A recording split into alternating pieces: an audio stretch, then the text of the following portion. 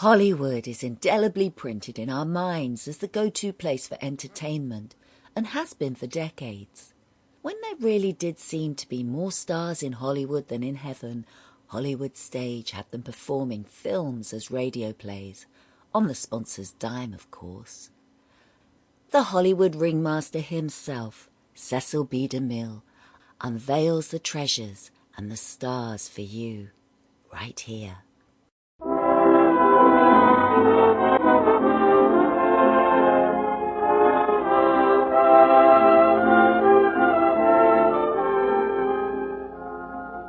The Fox Radio Theater brings you Robert Taylor, Loretta Young, and Robert Young in The Philadelphia Story.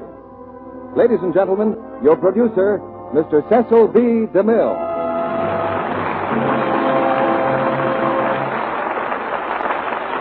Greetings from Hollywood, ladies and gentlemen. Names make news, and these names made news in Hollywood this week. Loretta Young, Robert Taylor, and Robert Young.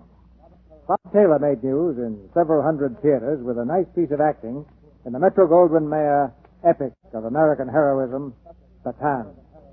Loretta Young came back to town after a tour of army camps in the Middle West and caught the public fancy all over the country in the Paramount film China. And Bob Young was doing the same thing in MGM's Slightly Dangerous.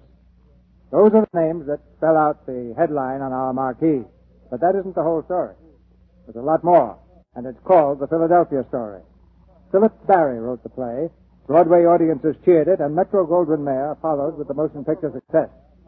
The night I saw the play on Broadway, it was pretty obvious somebody was going to make a hit picture out of it. So I went backstage and tried to buy it. I was, alas, too late. But it's as fine a play for radio as it was for the stage or screen. So I'm getting a great deal of satisfaction out of putting on this production tonight. At a rough guess, I'd say about 500,000 or 600,000 people were able to see The Philadelphia Story on Broadway. Perhaps another 200,000 saw it on the road.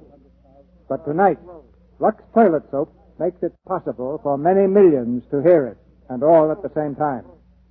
That's because this theater works a little differently from the ordinary playhouse. Instead of having a man in a stiff shirt to guard the door and collect your tickets, we throw the door wide open. To come in, you don't have to stir from the comfort of your living room. And the only ticket that's ever used is the support you give our product. I think you'd give that anyway, because Lux Toilet Soap knows how to make friends and how to keep them. Now here's the curtain for the first act of The Philadelphia Story, starring Robert Taylor as C.K. Dexter Haven, Loretta Young as Tracy Lord, and Robert Young as Mike Connor.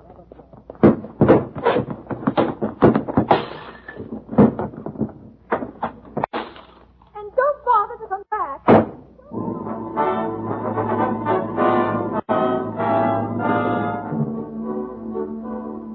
Ladies and gentlemen, you've just been listening to the end of An Ideal Marriage.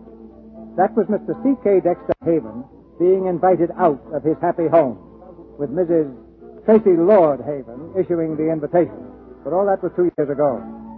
Right now, Philadelphia society is seething with interest over the forthcoming second marriage of Tracy Lord.